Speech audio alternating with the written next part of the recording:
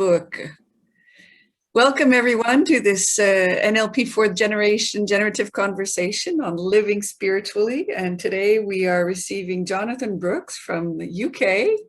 And just to remind everybody, this is, we're really interested on finding out more how different people live their spirituality, how it is used also in their work. So we can all inspire ourselves from these different examples and enrich our own maps. So thank you, Johnathan, for accepting to come on and share with us your own perspective, your own experience. Can you tell us a bit more about yourself? Okay, so, well, thank you first of all for having me and for this opportunity. I think the first thing to probably mention is that I was born Native American, and so my biological, I was adopted, so I have this English accent. So my biological mother was Cree, which is from the Rocky Boy Reservation, which is roughly about 35 miles from the border of Canada, so it's quite high up. And my biological father was Northern Cheyenne, also from Montana. So, but I was adopted. So I was very, very young. I was probably 3 months old. They then brought me, whatever, probably age around 4, I think, to England. So I developed this English accent and lived with my adopted parents, etc. So I think that's quite an important part of, as I grew up, I always knew that I was Native American, probably around age 6. So I would always, as I grew, would ask myself questions. I would always look into it, watch cowboys and Indian films, of course, which were completely wrong. But it didn't matter. It was just my enthusiasm, wasn't it, really, at that age? But then that grew into reading books. And then, of course, reading books then maybe asked me some questions like, why was I adopted? Am I really Native American Indian? Or am I by blood? You know, so a lot of sort of identity questions and really kind of wanting to know more about myself. But of course, my adopted mother wasn't, I don't know whether that was the sign of the times with adoptions, that you don't, or you didn't then, you kind of tried to pretend it was your own. So she never really wanted me to talk about being Native American, and you know, in her view, sometimes she would almost like pretend I wasn't, except at dinner time when I would try and have a glass of red wine. I was told I can't because they're alcoholics or something like this. So there was always this ambiguity: am I or am I not? Then when I got to university and I'd done my business and finance diploma, and I thought I would be an accountant. So I then went to do training to become a chartered accountant. And then I was shortlisted to the last 3 for a chartered accountancy firm, a new one in Eastbourne in south of England. And I got to the interview and I immediately knew I wasn't an accountant. I mean, in those days, they were still doing spreadsheets, you know, the ledgers, computers were just coming out. And I thought, this room's too quiet for me. And it was kind of designed like almost back at school, the head, you know, all the desks in front of you, the head junior partner sitting, looking, watching people, and I don't know. So I went back to my parents and I said, I really don't know what to do. And so my mother said, well, how about going back to your reservation? I'll buy you an open return ticket. And she said she was still in contact with Father Emmett Hoffman, who ran the mission. I think they were Capuchin priests on the Northern Cheyenne Reservation and the Crow Reservation, which was a reservation next door to the Cheyenne one. And because she still donated money to him and kept in contact with him. So I said, great. So I had my open return ticket, and I took off. And for about 3 months, I worked as a volunteer. But one of the conditions, of course, for my mother was I wasn't to look for my natural parents, not to look, not to start asking around, seeking who my biological parents were. So, but I didn't listen. And so I eventually ended up in a Northern Cheyenne tribal court with the judge, Judith Spang, who I later found out was my aunt, but I didn't know then. And she has the same power, a tribal judge has the same power as a state judge. They go through the same training and more to do tribal law. And she banged her hammer and said, the Bureau of Vital Statistics in Helena and Montana, I order them to open all files on Johnathan Brooks. That was it. And I knew it wouldn't work back then, because I knew I was actually born in California. And so as a state judge, she can only have power of Montana, not the power of California. But I didn't really care. I was just so happy to start the process. And then each year during the summer holidays, probably normally August, because it was powwow season, I would always go back to the reservation and always try to get that one step further than I did last year. And what I found was, if you accuse enough mothers in their 40s, one of them's going to say, I'm yours. And that is almost how literally it happened, because reservations are not that big. In the Northern Cheyenne, there's probably 10,000 Northern Cheyenne. And of course, word gets round, people start talking, who's that English guy, who's Cheyenne, and all this. So I eventually found who they were. But during those years of looking, I also experienced a loss of traditions. There's on the Northern Cheyenne, there's a sacred hat keeper who wears a black headband, who's a bit like a pope. He would always give me blessings to give me strength to come back. Then there was, what else was there? One of the most important ones, I should probably say, because there's lots, was a healing ceremony. So, and that was run by a medicine man from the Oglala Sioux tribe, and this healing ceremony took place. It was going to happen in the evening. So during the day, I was told if I wanted to go in, I would need to do some what they call tobacco ties. So a tobacco tie is where you take a yellow and a white cloth and you cut out 12 1-inch squares of yellow and 12 1-inch squares of whites. And then you get a piece of string. Can you see my fingers? Yeah, a piece of string so long. And then you take a pinch of tobacco and you pick it up and you would say a prayer. And then you'd stick it in, say, one of the yellows in the middle, twist it, and then you tie the string around it and knot it. And you'd have 2 yellow, 2 white, 2 yellow, 2 white, 2 yellow, 2. You had your 24. To begin with, I was a bit worried about, would I have 24 prayers? But when you get into it, you actually found that it probably wasn't enough. And then, of course, what I didn't tell anyone was that I was asthmatic, and I was at that time sleeping in a teepee. And of course, that doesn't help when you're hay fever and asthmatic, because the hay fever would stimulate my asthma. So I was getting quite wheezy. So I really did have a strong enough reason, I felt, to actually go into the healing ceremony. And there must have been around 50 of us. And in this hall, and everything that is reflective is blacked out in cloth or black masking tape, so nothing can reflect. And then it's explained that, and then we're kind of loosely sitting on the floor. There's no pattern to it. We're just kind of wherever you stand, sit. And then we were told what would happen. Lights would go off. There'd be drumming, and certain things would happen, and just kind of instructions really, which I don't remember exactly what they were, but there would be something along the lines of just let it be, really. So I looked around and I saw on the medicine man with his back to us, and he had laid out his altar.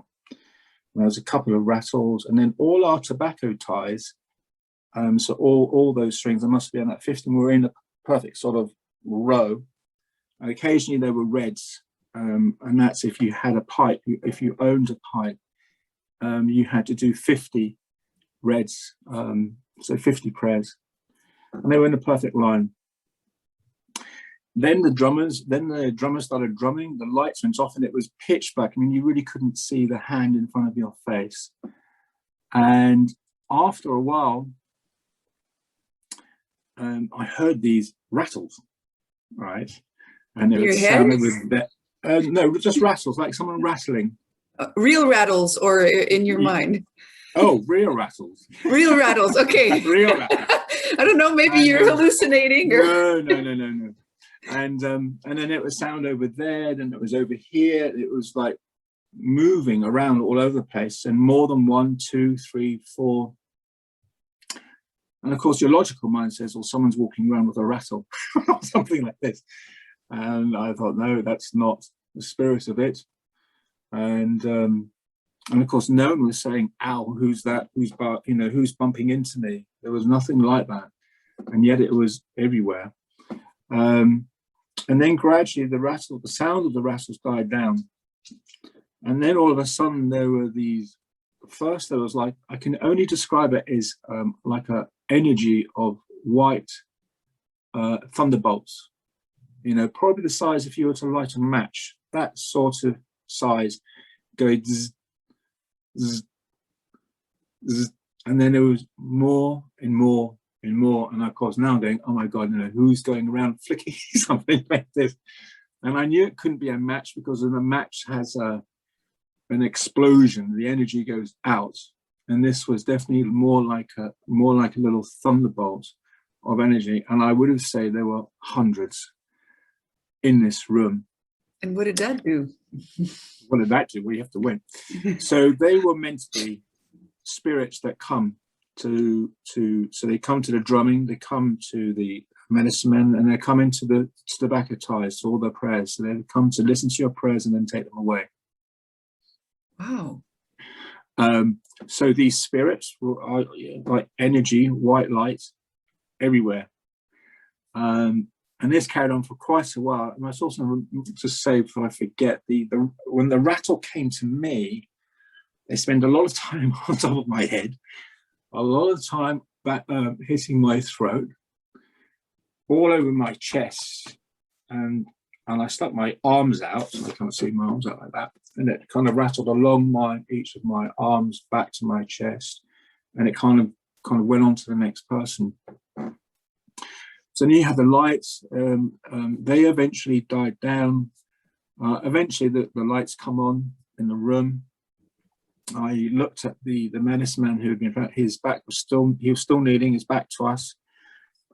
But to his right, where the tobacco ties were, 50 of them in a straight, in a row, in a lines, they were now formed into the perfect sphere, like a small football.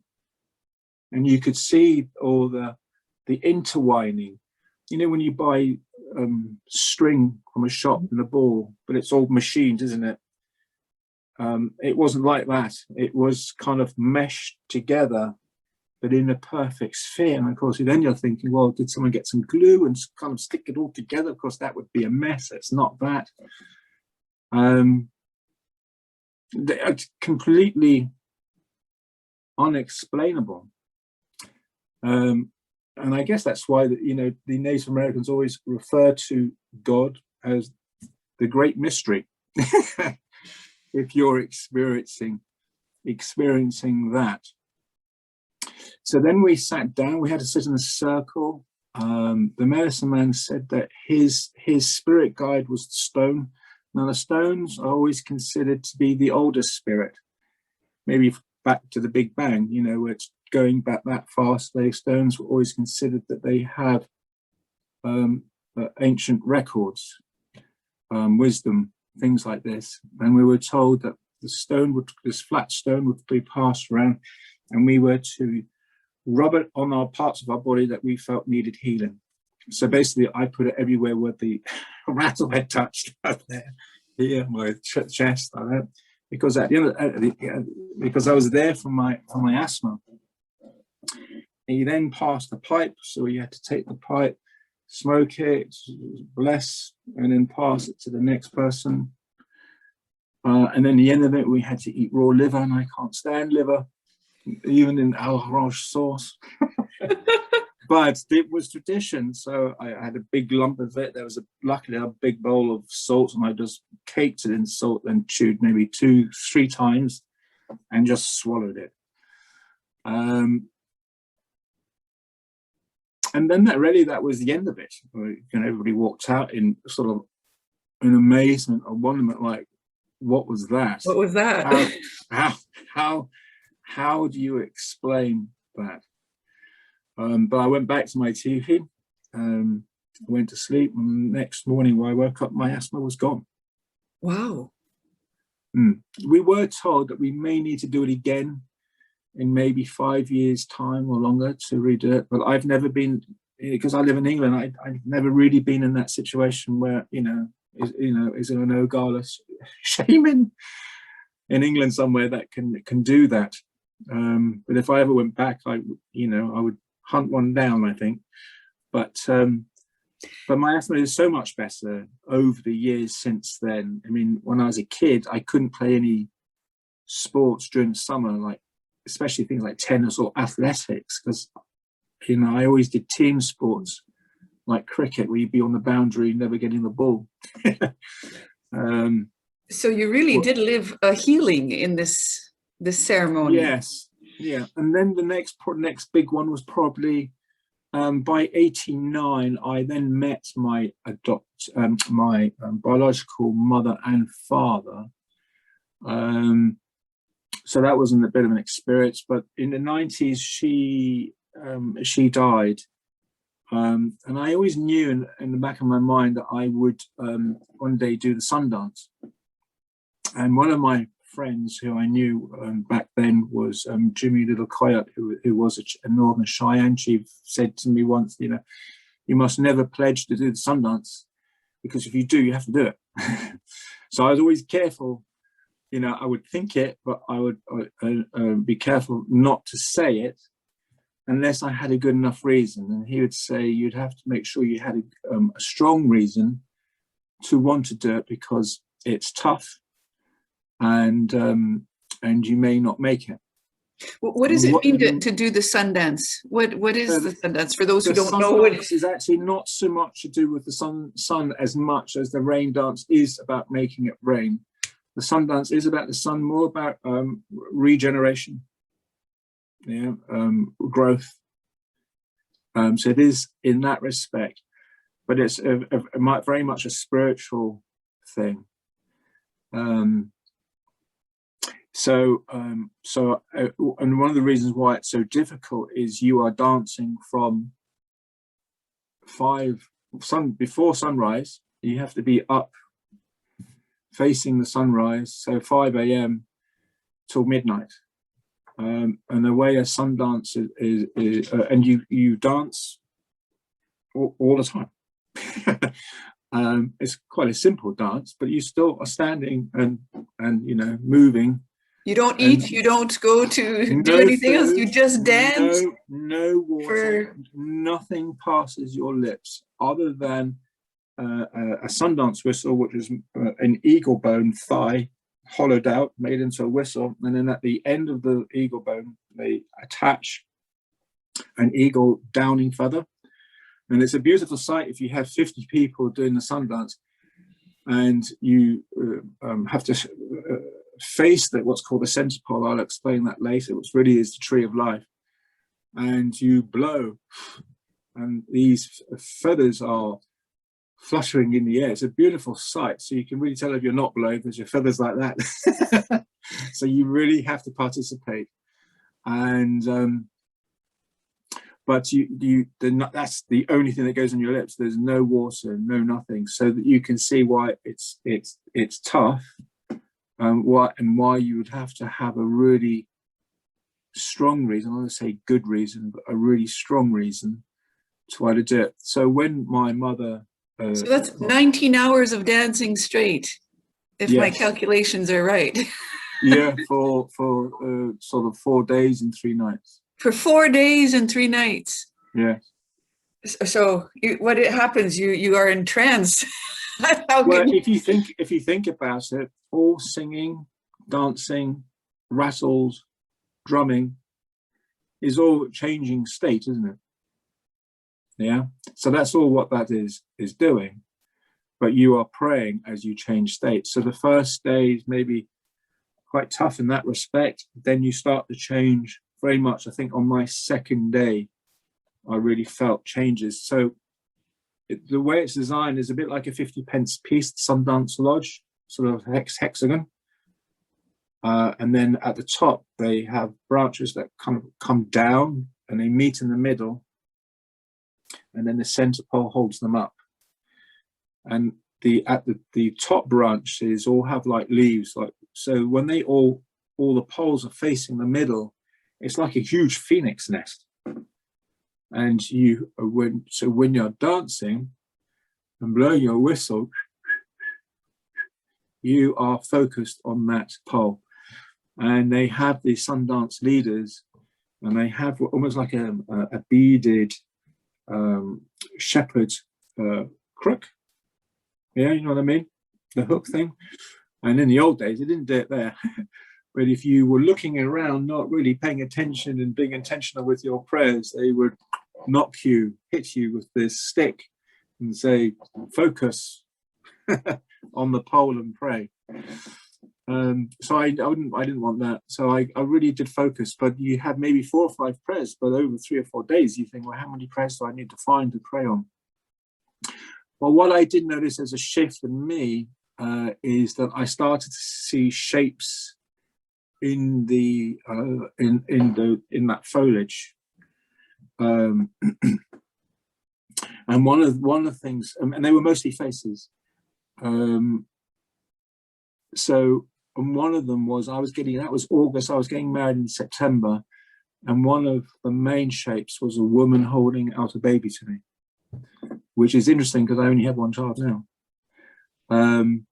So whatever I was praying for, I would then see something, some shape of that in amongst those leaves. And that stayed with me for, I can't tell you for how long. Even when it would finish and I'd come back to London, I'd be on the bus going to work, and I'd go through Hyde Park and I'd look at the trees, I would see faces and shapes still for a long time. And it doesn't take long for me, probably even now. I mean, of course, I see a tree like you do and leaves, but if I go soft focus with my eyes and I look at the leaves or a bark, I will start to see shapes. Wow. So these experiences have really shaped your experience, your view Absolutely. of spirituality and life. It made me really question life, that nothing is as it seems, or it's certainly not as we're taught. You know, the Bible, you know, the way they teach the Bible, you think, well, you know, that's, you know, it's not, you know, it's just the way it's taught. And it isn't like that. And then in schooling, so I've always been interested in manifestation, and you know, because I was always, how do you make it rain? Why would people who are Hopis and the Zunis who live in the southern states, why would you choose to live in Arizona to make it rain? How's that possible? That isn't how I was taught why it rains in geography. And what did you find as answers? Well, if you look at the Hopi tradition of their creation tale, they say that they were told to travel the 4 quarters of the world, and only once you had traveled the 4 quarters of the world would you know where to live. So some stayed in the jungle and they became very lazy because there was monkey, there was water, waterfalls everywhere. Some went so far north where they hit a wall of ice, some stayed there. But the ones who had traveled all 4 quarters of the world chose Arizona. So the question is, therefore, why? Well, if you live a life where you can always turn on a tap for water, you lose your connectivity to water. You lose your spirituality, that you are one with water, because after all, we are 75% water. You could theoretically make a case and write a PhD paper that we are water. So if we are water and we are one with water, if you need water and you live in a dry desert, you will keep that practice of spirituality of how to make it rain. But you will lose that practice if you live in an area where water's on tap. Wow. Really makes you think, doesn't it? And there are other things I'll come to later where that is is used in other areas. But that really made me think. So I was always fascinated with manifestation and the Huna, obviously. I think part of, if you to become a Huna, at the end, you have to make it rain. So that then became my initiation. I thought, right, I'm going to make it rain. But who needs rain in England? So you're really powerful, eh? You can make it rain how many times a year? So you had to really look at the concepts of manifestation and what amounts, and cause no harm. What purpose? Who would I become if I did? So what? All of that. But I did that and did it in the right quantity, so that it wasn't causing harm for anything, but and things like that. So then I started doing NLP. So NLP practitioner, master practitioner. I trained with Ariel Essex, who lived above me. So she would always see in the corridor when I saw her, when are you going to do my NLP? And so eventually I did. And then synchronicities, I don't want to use the word coincidences, but it came where literally the day I had finished my master's practitioner, I was made redundant, but I had luckily taken a year's insurance for income insurance. So I had income for a year. So I thought, you know what, something's guiding me here, that I should finish my master practitioner. At the same time, my wife was pregnant, and we had spoken and said that, so, with her work, she couldn't work from home. And I said, well, with my potential work, new work, I could. So I became the stay-at-home father, because I felt it was also important as a nurturer. Someone should be at home with the baby. So I wasn't going to, farm out that responsibility. So when the baby would sleep, I would, in the morning, 11 o'clock-ish, I would see a client. There was that 2-hour gap window, and I would see a client for an hour. Then when she slept in the afternoon, I would then another 2-hour gap. And luckily, she was a really good sleeper. I'll see another client then. So I slowly built my practice, but I really wanted to introduce this, if we are unique, what are my gifts at being unique? So I called my business Spirit Bear Coaching, because I didn't want to call it Johnathan Brooks Enterprises or Johnathan Brooks Associates or, or anything really dry. I wanted it to be a reflection of me. And then how could I make that a reflection of me? So I started to look into soul retrieval. So I worked with a shaman in London, and I started to try and piece this all together, because obviously in coaching, as you know, it's very sort of about structure and context. And what I wanted to introduce more of was spirit. So I looked at how I could do that. So then what I do now, what time is it? So what I do now, and I still do it for these last 17 years, and it was kind of started off as an experiment just to see if I was on the right track. So I thought I quickly drew something before we spoke earlier to try and make sense, because it's so hard sometimes to put this into words, lights and things like this and balls. you know, as soon as you try to intellectualize it, you move away from it. As soon as you use your left side of your brain, you're moving away. It's away from the experience. Yeah, but you're trying to be heart-centered and using your senses, which is different to using that. I always found when I started doing masters, I did 3 masters in sort of coaching subjects.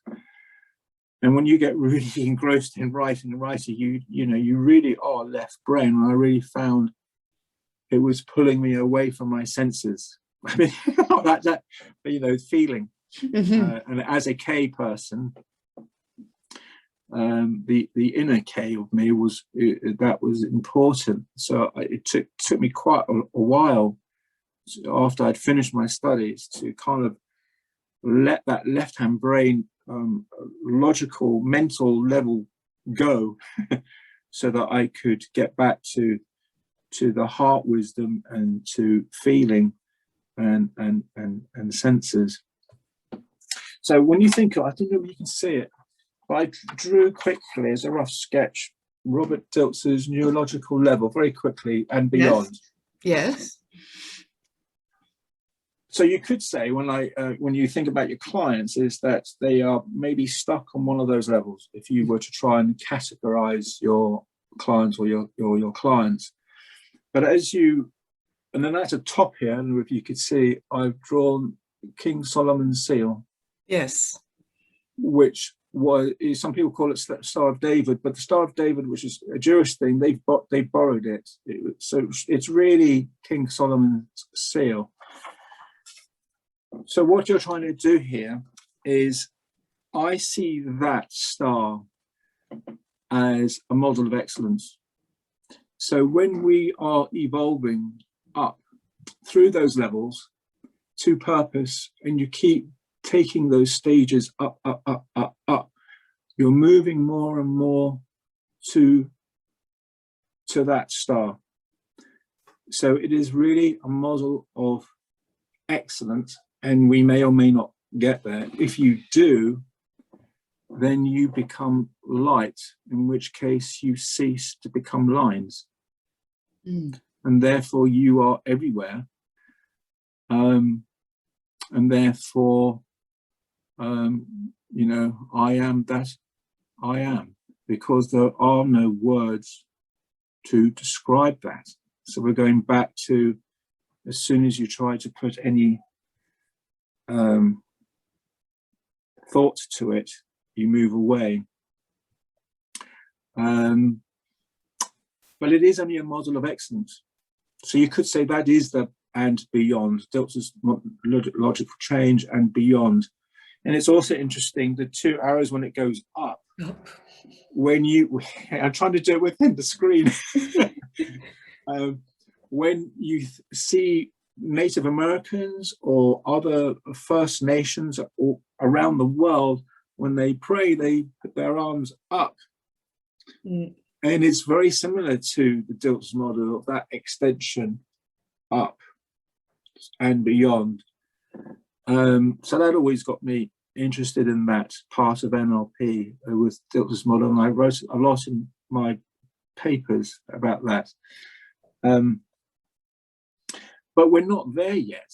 So on the other side, so really spiritual intelligence to me, I've quickly jotted down, is really the evolution from your personal self, but the below, to your cosmic self or your spiritual self. So as you evolve, you become more in contact with the light above, which is that symbol. But it's really a work in process, isn't it? We're not there yet. So if you separate this star, it's really, the star is made of 2 triangles. So if you just separate them, can you see that? Yes, I can see that. You've got the top triangle and the bottom triangle. So if you say the top one is, I've written here, Father, Sky, Spirit, Heaven, brackets, Beauty, which I'll come to, oneness. And at the bottom, then it's the opposite. So it's Mother Earth, body, separateness, or in brackets I put if people remain in the wound. Mm-hmm. So what we're doing in spirituality or spiritual intelligence is we are trying to bring those two together. So most modalities, healing modalities, and I regard coaching as a form of healing, is you're either bringing the body to the soul or you're bringing the soul to the body. And different modalities work in different ways of doing that. So you're trying to bring Father Sky down to Mother Earth and Mother Earth up to Father Sky. So therefore you have spirit, and you can use other words, so spirit or your body, oneness or separateness, and only separateness because if they're choosing to remain the victim or choosing to remain in the wound.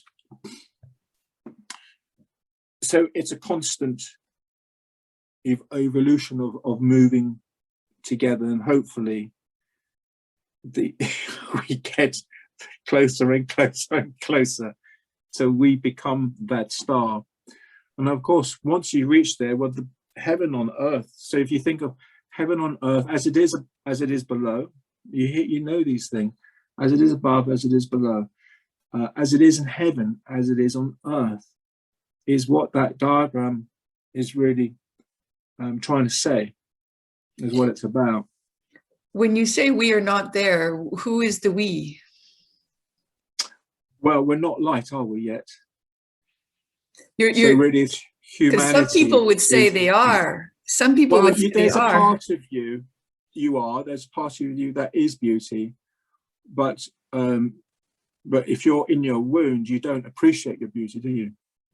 But you are beauty. I'm just wondering if when you say we, you mean as a collective, as humanity. We are not there. As a collective. Because once you become light, you have no form. Mm-hmm. But I can see you and you can see me. So we are in form. So we're not there yet. But you're moving closer and closer, or hopefully all the time as the key word I think is evolve. You are evolving to that. So how do we get there? Good question. And that's the practice. All right. So what I do is, I try to do this half an hour before every client. And I do have shortcuts if I'm in the corporate setting where I've got 5 minutes before the next client. So I have longer things to do, short, medium, and shorter things to do.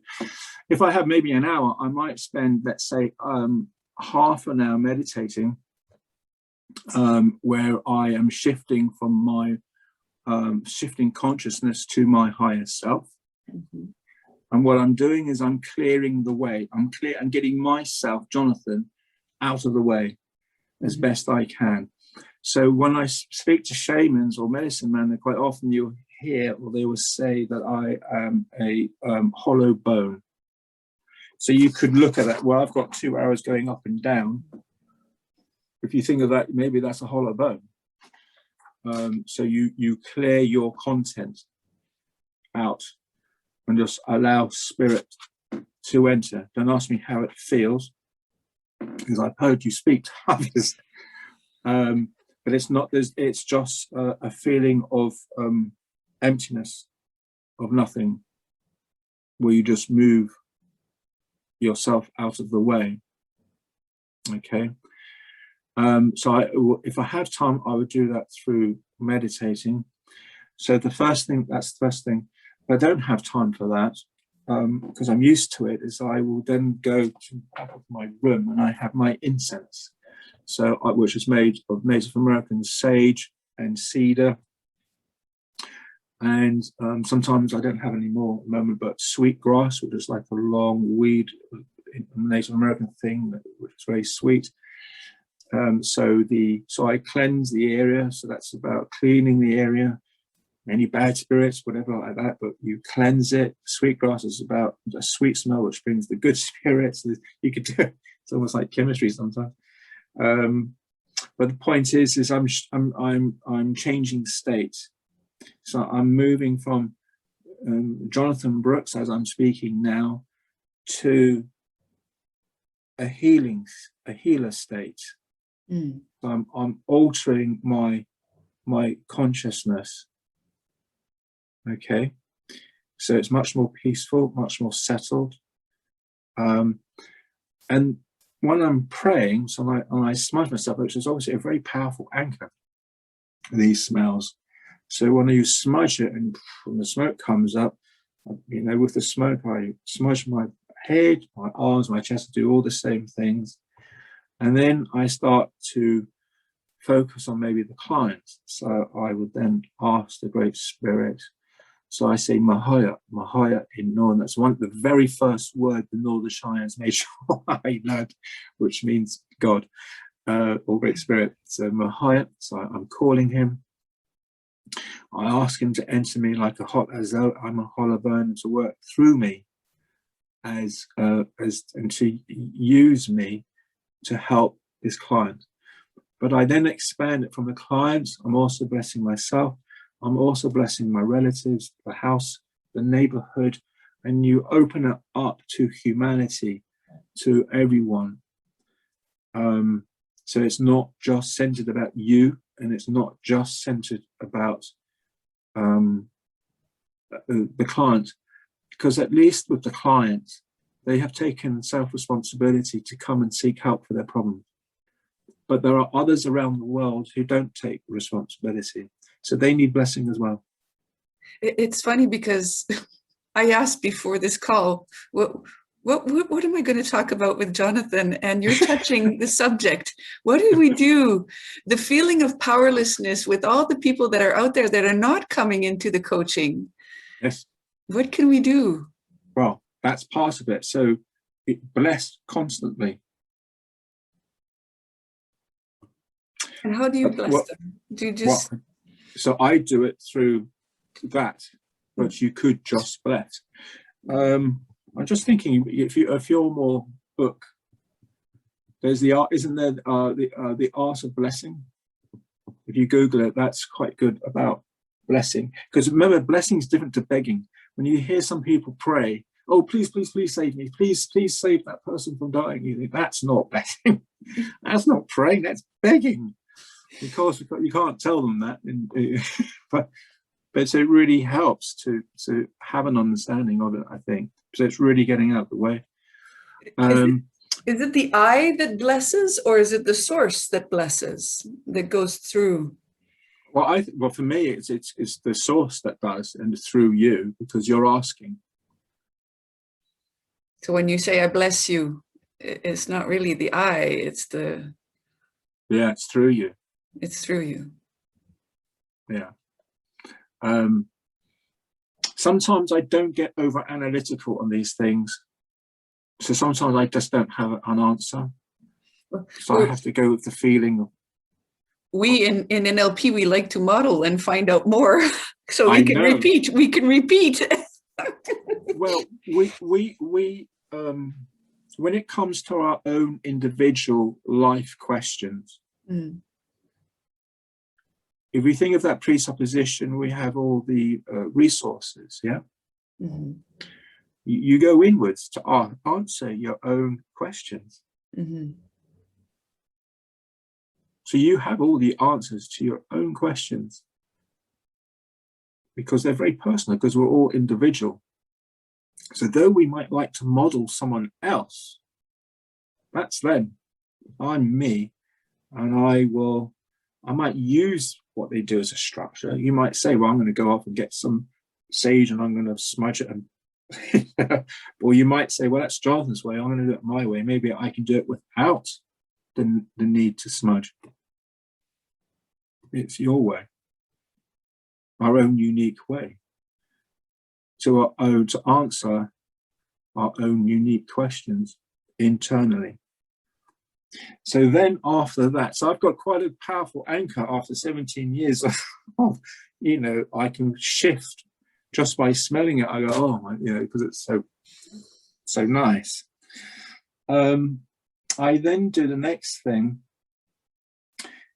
is I used the Huna, I can never pronounce it, Ho'oponopono prayer. Ho'oponopono. Yeah, the only thing I do is I've changed it slightly in terms of order and maybe one of the lines in terms of what I say. So I might come back to this desk, and while I'm in that state of shifted hopefully to my higher self, my spiritual self, but using this diagram, which is one of the reasons why I show you, is with the client is I think, well, how am I now going to bring this down? So I will say, I'm sorry. Now, if I think of it in terms of what was it called in NLP? Heart's integration. Mm-hmm. Put my head there. You can't see my head. I bring the part of the client that is still in their wound, who believes that they're still separate.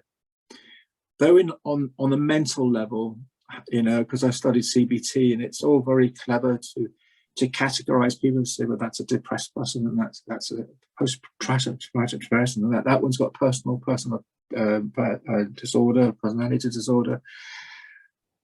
When you're working on a spiritual level, which is a much deeper level, you begin to realize actually there is only one problem.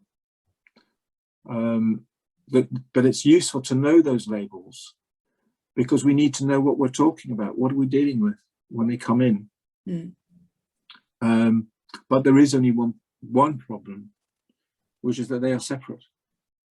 So therefore there's only one solution, which is oneness. So I go all the way back to that. So the part of them that believes that they are separate, I bring out into this hand. So I would say, and I talk to it, so I might say, I'm sorry. So the beautiful thing about the Ho'oponopono is that it allows us as practitioners, as coaches, as healers, to take responsibility, because if we are generalizing, distorting, and deleting, we are projecting. So if I buy into them that they see themselves at whatever they are calling themselves, depressed or anxious, I have to take responsibility that I am now projecting that out onto them as well.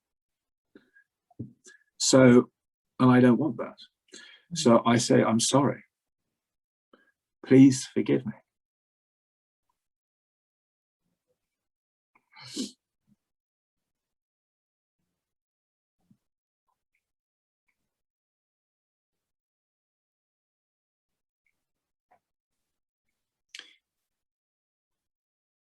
So you have to get to forgiveness,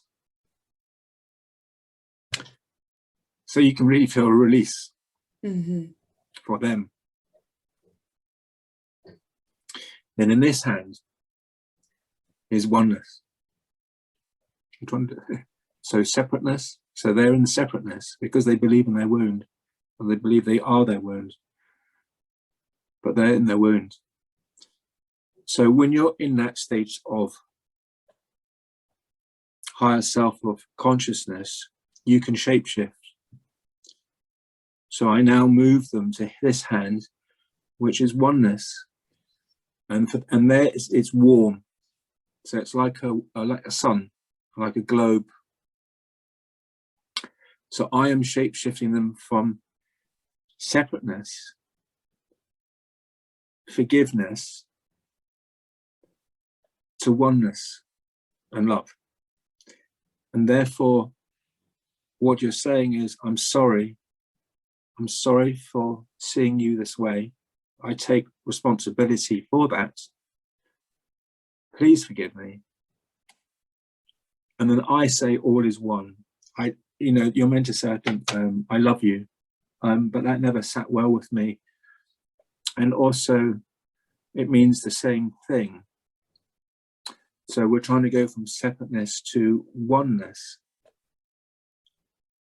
Then thank you. In fact, we could do all of our clients just doing that, but then you wouldn't get paid. But you could do it as maybe distant healing. But you could, you could do that, and I do that with all my guys. So even when in a corporate setting, well, I don't have time to burn incense, I don't have time to do all these things, I will quickly go through that before someone walks in. They don't know, no one knows what I do before someone comes in, but that's the work that I do. So the next thing is conscious of time. After that, so having shapeshift them is going back to how bringing sky or energy or bringing it down. Is I have a deck of angel cards, and I will say, what angel would help this client today with their issue around whatever it is they're coming to see me? And then I choose a card, and then the card will come out, and then I write that down. And sometimes it's obvious, and sometimes it isn't. So I let it be. I'm curious, but not going to be over analytical yet. Then I have another deck of cards, which is these ones. So I'll just show you the title, called Sacred Path Cards. Beautiful. Okay, so the Sacred Path cards. So we've got the angel. We're now doing the arrow down, aren't we? The path. So then I'll ask the question, what path would help this client to bring the angel of blah, blah, blah down to earth? And then I choose a card. Now with these cards, with the books, I always read the poems because the poems are beautiful at the beginning of the chapters, but they're not doing that. So you always read the reverse because they're not doing it. So what should they be doing? This kind of thing. I then ask, so then I come to my animal cards, which is this book. So they're kind of loosely here. So here's one of a hawk. So, and I will then ask, what animal would help to bring this down on earth? Because sometimes the angel cards can be quite obvious, but sometimes they can be quite sort of, ooh, a bit fairy. How would that look on earth? You know, what behaviors would I see? So the animal helps with that bit. So what animal would help to bring this down onto earth? So if I take a quick example, and then again, I'll take notes, and then I do the coaching. By this time they've arrived, and then I go through it, and then it leads to a very creative session, because you can do timelines and all these things which are very kind of structured. But if you're bringing in the divine or the higher principles, it always leads to a very creative session. If you think about someone who is enthusiastic about their job, where they love their job, the fact that they love it, they are using that higher principle, and they always are very creative in what they do, versus to people who really don't like their work and, well, they're not going to be creative at all. So by bringing this down onto earth is your creativity, a part of you that's creative. So if we take a quick example, there was one guy who contacted me who was reaching retirement, and he wanted to design some sort of plan around his retirement. So his angel was joy or fun. And I thought, okay, he wants a fun retirement plan. So would I. I didn't think anything more of it. His path card was the trickster, which I love. The trickster. The trickster is a bit like, but not completely, a bit like the fool in Shakespeare, who's actually wise. So who's always showing you the crookedness of your path that you're on in a jokey, fun way. And in history, only the fool could say these things to a king. Otherwise, if it was anyone else, you'd have your head off. But in Shakespeare's plays with King Lear, for example, when he was being foolish, then the fool would take a step back and say nothing. And if the King Lear was being really foolish, then he's actually off stage. So the trickster in Native American mythology is fascinating. It's there to show you you're not on the right path, and through its own way. So that was that one. His animal was beaver. Now, work like a beaver. I was thinking, work like a beaver. Well, that's work. Okay, well, he sounds like he works quite hard. He owns his own business. He's obviously worked hard. So I don't overanalyze it. I just let it be. Then when the session started, he talks about his backgrounds. One of his backgrounds was he suffered from social anxiety. So he didn't go out that much. There was this thing that he wanted to do around his retirement plan. And then he said, "Oh, I get frustrated with people." And I said, "Oh, give me an example of that." And he said, "Well, when I get in my car, I get road rage." Well, I thought, "Gosh, that's a little bit more than frustration." And he said, and unfortunately, it bleeds into his relationship with his partner. So I thought, well, should we not work on that? So we did. So, timeline and anger and all the rest of it. And then we kind of worked on, and I asked them about the social anxiety. And really that was beaver. So beaver always in November, when they call it Beaver Moon, or the moon of the beaver, because they always have finished and built their homes, their dams, with lots of entrances and lots of exits, but they build it together. So they work together as a network to build this home. If you think about social anxiety, he's not working together. He's being separate, isn't he? So he's not networking.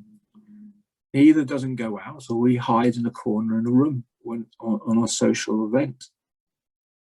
So he's not being beaver. So that we had a conversation around that. The trickster, well, the trickster is really, he is about fun, but he's not being fun in the car, is he? So we did a lot around that, obviously with the timeline. But the funny thing was when he left. So when he left, I kind of waved him off from the front of my door. And he got into his nice car with a private number plate. And guess what the private number plate said? Fun.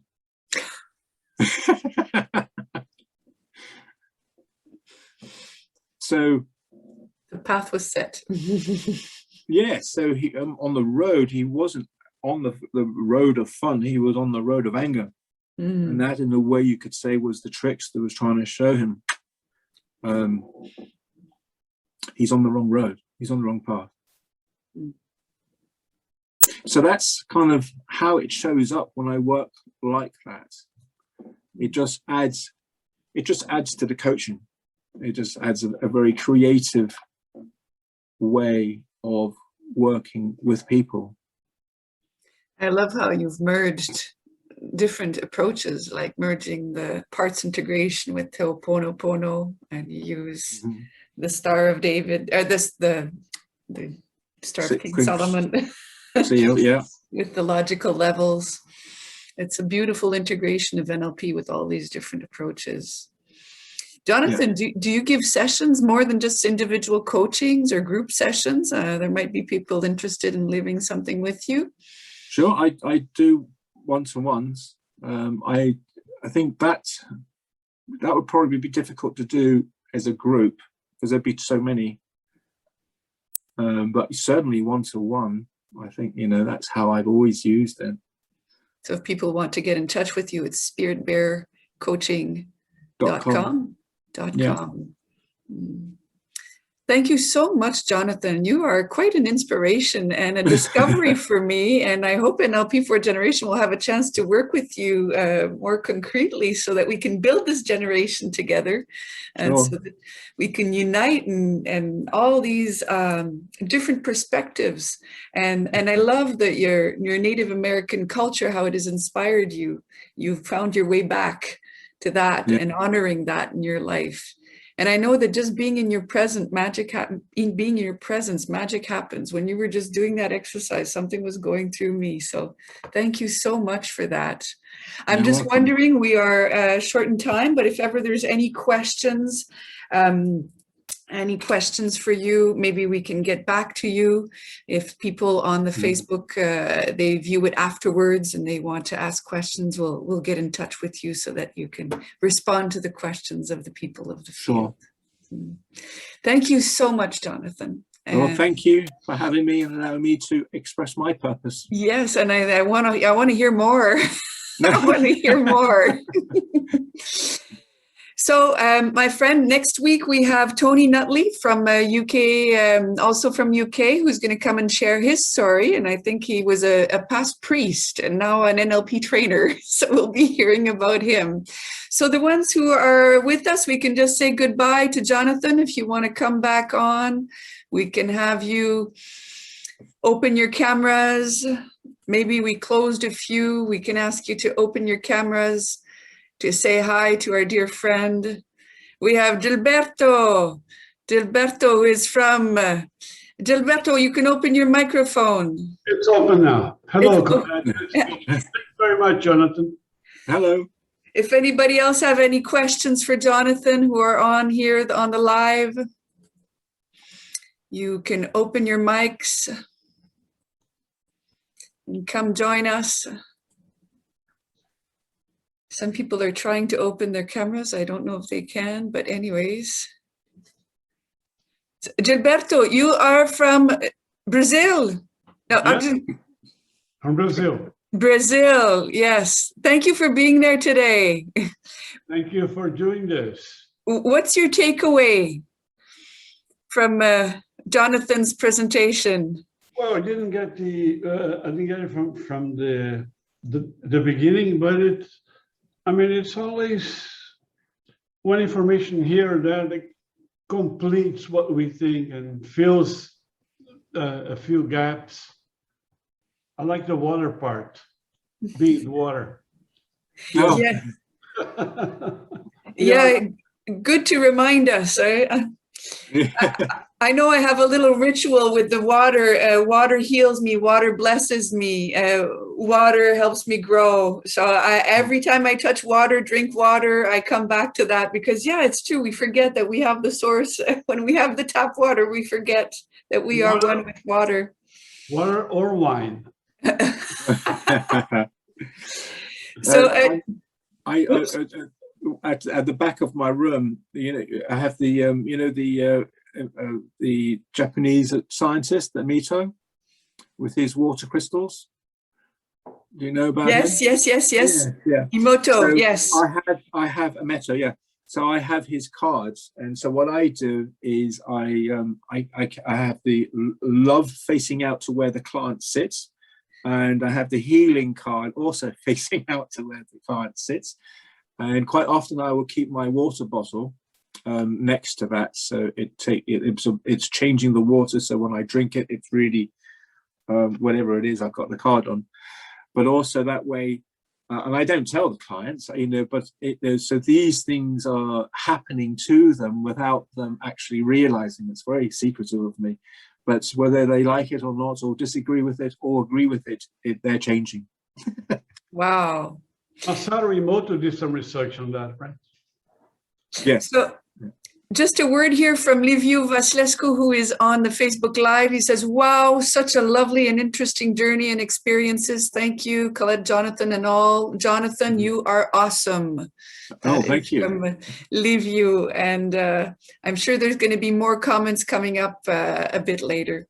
So we're going to be closing for today. We're going to be stopping the recording, and we thank you all. We see you next week. And oh, please save the date. April 20th, we are going to do an in-house generative conversation on how to build this generation together. And it will not be a Facebook Live. It will not be a Zoom Live on Facebook or on the YouTube. It's just going to be all the ones who are interested to participate in bringing this to the next level together. It's on the 20th of April. So we're saying it ahead of time so you can book your schedule. And we're going to be just within us, talking about the vision, the mission, and how can we coordinate this and create the cells around the world. So voila. Thank you for today.